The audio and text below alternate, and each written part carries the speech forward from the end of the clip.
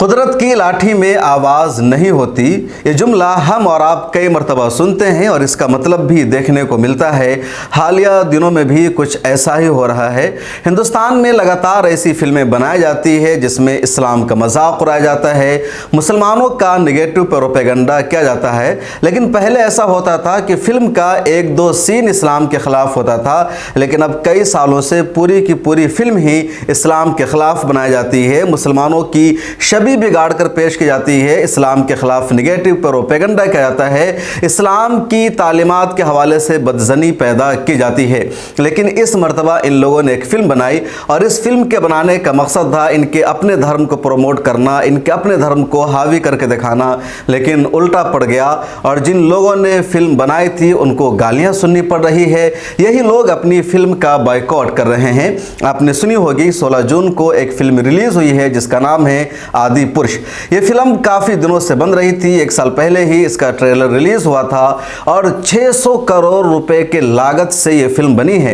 और जो लोग इस फिल्म को बना रहे थे, जो डायरेक्टर थे, जो इसके राइटर थे, वो पक्के संघी मिजाज के थे। ये लोग इस्लाम को गालियाँ देने के लिए, मुसलमानों को गालियाँ देने के लिए, इस्लामोफोबिया को बढ़ावा देने के लिए बड़े मशहूर थे। कट्टरपंथियों के दरमियान इनकी बहुत ज़्यादा मकबूलियत भी थी और इसमें सबसे बड़ा नाम है मनोज मुंतशिर शुक्ला का, जिस फिल्म का राइटर है। ये लगातार ट्विटर पर, फेसबुक पर, यूट्यूब पर आकर के इस्लाम के खिलाफ नेगेटिव प्रोपेगेंडा करता था, मुसलमानों को गालियां देता था। ताजमहल की हिस्ट्री भी इसने बता दी कि उसको शाहजहां ने नहीं बल्कि इनके किसी और ने बनाया था। वज़ीर-ए-आज़म नरेंद्र मोदी से भी इस शख्स की मुलाकात हुई थी, यानी संघियों में बेहद मकबूल था। इसी शख्स ने इस फिल्म के डायलॉग लिखे और भी कई डायरेक्टरों ने इस फिल्म में काम किया। और 16 जून को ये फिल्म रिलीज हुई। जब इस फिल्म की रिलीज का वक्त आया तो उससे पहले भी जो कुछ नारा दिया गया, जो कुछ कहा गया, उसमें इस्लाम का मजाक उड़ाया गया, मुसलमानों पर तंज किया गया और कहा गया कि इस फिल्म से हिंदू धर्म का और ज़्यादा प्रमोट हो जाएगा, लोग हिंदू धर्म के मानने वाले बढ़ जाएंगे। यहाँ तक कहा गया कि जब सिनेमा हॉल में आप जाए तो तमाम कुर्सियों पर बैठ जाए, लेकिन एक कुर्सी को हनुमान जी के लिए खाली छोड़ दें, वो कुर्सी हनुमान जी के लिए खाली रहेगी। इस तरह इस फिल्म का प्रमोट किया गया, क्योंकि इस फिल्म में इनके भगवान राम को दिखाया गया है, रावण का किरदार पेश किया गया है, सीता के किरदार को पेश किया गया है, हनुमान के किरदार को पेश किया गया है और उस दौर की जो पूरी कहानी है राम और सीता की, उन तमाम को इस फिल्म में दिखाया गया है। लेकिन जैसे ही ये फिल्म रिलीज हुई, इनके जो भक्त थे, इनके जो चाहने वाले थे, वो तारीफ करने के बजाय तनकीद करने लगे और उनका कहना था कि फिल्म हमारी शान नहीं बढ़ाती है बल्कि हमारी बुराई कर रही है। इस फिल्म की वजह से हिंदू धर्म की बदनामी हो रही है, इस फिल्म की वजह से राम और दूसरे जितने उस वक्त के अहम किरदार हैं उन सब की तौहीन हो रही है। और बुनियादी वजह बताई गई उस फिल्म के कई डायलॉग को आगे हम बताएंगे कि क्या क्या डायलॉग है जिसकी वजह से इस फिल्म को शदीद तनकीद का सामना करना पड़ रहा है। उसके अलावा उसमें जो किरदार दिखाया गया है उस पर भी लोग तनकीद कर रहे हैं कि सीता का जो किरदार होना चाहिए था वो किरदार नहीं दिखाया गया बल्कि ग्लैमर की शक्ल में पेश किया गया, जिससे हिंदू धर्म की तौहीन हो रही है। राम की जो शक्लो सूरत है लोगों के जहन में, उस तरह राम को नहीं पेश किया गया बल्कि एक नई शक्ल राम की दी गई, जिसकी हिंदू धर्म के जो पुजारी है, जितने जानकार हैं, वो उसकी मुखालफत कर रहे हैं। रावण की अलग अंदाज की तस्वीर पेश की गई है, उसकी मुखालफत की जा रही है। अब जैसे रावण के बारे में दिखाया गया कि रावण किसी अपने सवारी को गोश्त खिला रहा है, अब उसकी मुखालफत की जा रही है कि उस वक्त का सबसे बड़ा मरहमन था, उस वक्त के लोग थे, अब गोश्त तो वो खाते नहीं हैं, ना खिलाते हैं, ना करीब जाते हैं, उसी पर सियासत होती है। लेकिन रावण को दिखाया गया गोश्त खिलाते हुए। इसी तरह कहा जाता है कि रावण का जो राज्य था वो पूरा सोने का था, लेकिन उसमें कोयला दिखाया गया है।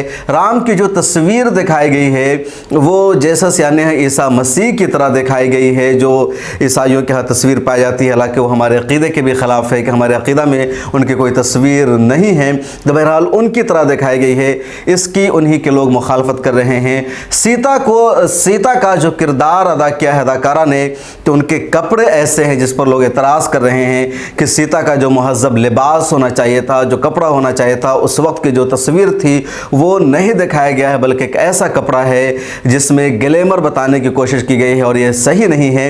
हिंदू धर्म के लोग इसकी मुखालफत कर रहे हैं और सबसे ज़्यादा इस फिल्म के 5-6 डायलॉग की मुखालफत की जा रही है। वह डायलॉग क्या है, पहले आप उसको सुनिए। एक डायलॉग है इस फिल्म का, आप अपने काल के लिए कालीन बिछा रहे हैं। इसी तरह एक डायलॉग है, जो हमारी बहनों को हाथ लगाएंगे उनकी लंका लगा देंगे। एक डायलॉग ये भी सुनिए, कपड़ा तेरे बाप का, तेल तेरे बाप का, जलेगी भी तेरे बाप की। इसी तरह इस फिल्म का एक डायलॉग है, तेरी बुआ का बागीचा है क्या जो हवा खाने चला आया। एक डायलॉग ये भी सुनिए इस फिल्म का, मेरे एक सपोले ने तुम्हारे शेषनाग को लंबा कर दिया, अभी तो पूरा पिटारा भरा पड़ा है। जली ना अब और जलेगी, बेचारा जिसकी जलती है वही जानता है। तो इस तरह के डायलॉग है, अलग अलग मौके पर कहे गए हैं। मैंने फिल्म अभी तक नहीं देखी है, तो ये लोग जो देख कर आ रहे हैं या जिन लोगों ने रिव्यू किया है उनका कहना है कि इस तरह के डायलॉग हैं और इसी वजह से इस फिल्म की मुखालफत की जा रही है।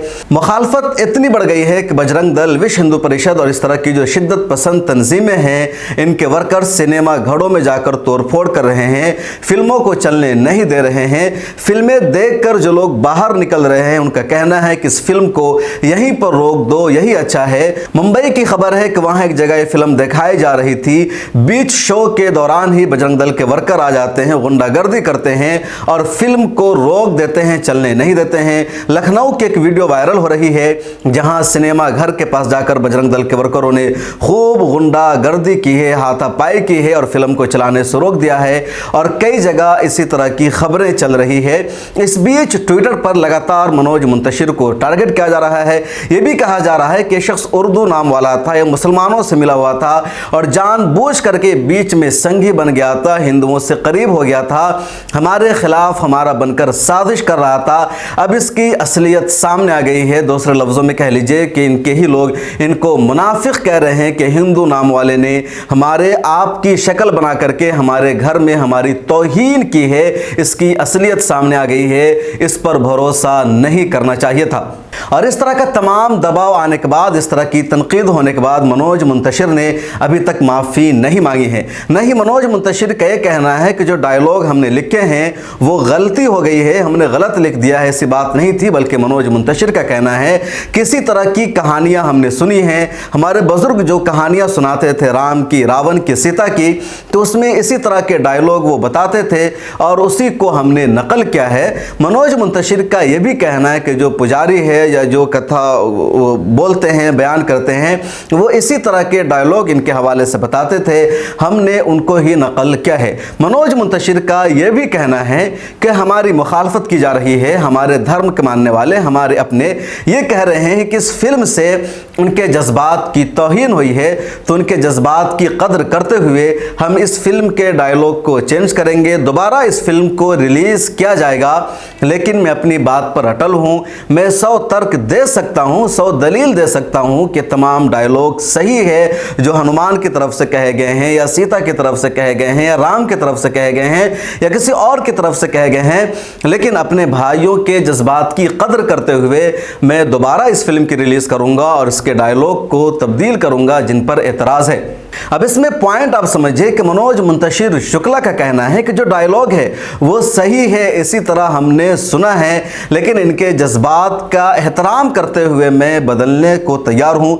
अब कौन सच बोल रहा है, कौन झूठ बोल रहा है, इसका फैसला यही लोग करेंगे। जहाँ तक बात है मनोज मुंतशिर शुक्ला की, तो इनको बहुत बड़ा राइटर कहा जाता है, इनको बहुत बड़ा तारीख दां कहा जाता है और इनकी तारीख पर ये सारे हिंदू भक्त हमेशा भरोसा करते रहे हैं। अब इसी को ये लोग झुटला रहे हैं। बात इतनी आगे तक बढ़ गई है कि अनुराग ठाकुर जो मिनिस्टर है इंफॉर्मेशन ब्रॉडकास्ट के, उनका कहना है कि इस फिल्म पर रोक लगाई जा सकती है। हम गौर खोज कर रहे हैं कि क्या करना है, क्योंकि कोई भी ऐसी फिल्म नहीं चल सकती जिससे किसी भी मजहब की तौहीन हो रही हो, किसी के जज्बात के साथ खिलवाड़ किया जा रहा हो।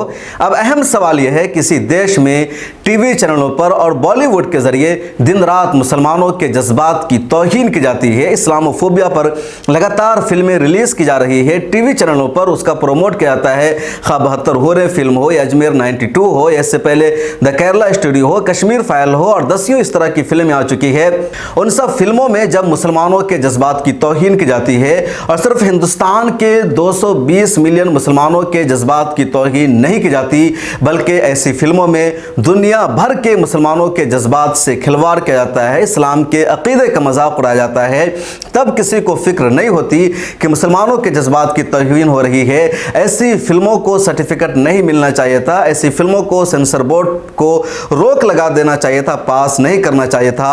लेकिन जब इनके जज्बात की तौहीन हो रही है और इन्हीं की बनाई गई फिल्मों के जरिए, तो अब कह रहे हैं कि ऐसी फिल्मों को इजाज़त नहीं मिलनी चाहिए थी, ऐसी फिल्मों पर रोक लगनी चाहिए। इस तरह की फिल्मों की रिलीज़ की इजाज़त क्यों दी गई?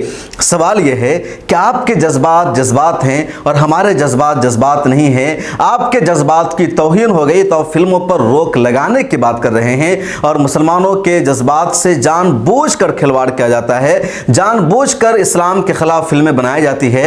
यहाँ तो उसको सच समझकर रखा गया था, सच समझकर इन डायलॉग को लाया गया, तब आपको बुरा लग गया, और जानबूझकर मुसलमानों के खिलाफ नेगेटिव प्रोपेगेंडा किया जाता है, तब उसकी तशहीर की जाती है, उस पर पाबंदी नहीं लगाई जाती। आखिर क्यों? इस वीडियो में इतना ही। कमेंट सेक्शन में आप अपनी राय जरूर दीजिएगा। मिल्लत टाइम्स को आपकी ज़रूरत है, हमारी आप माली मदद करें।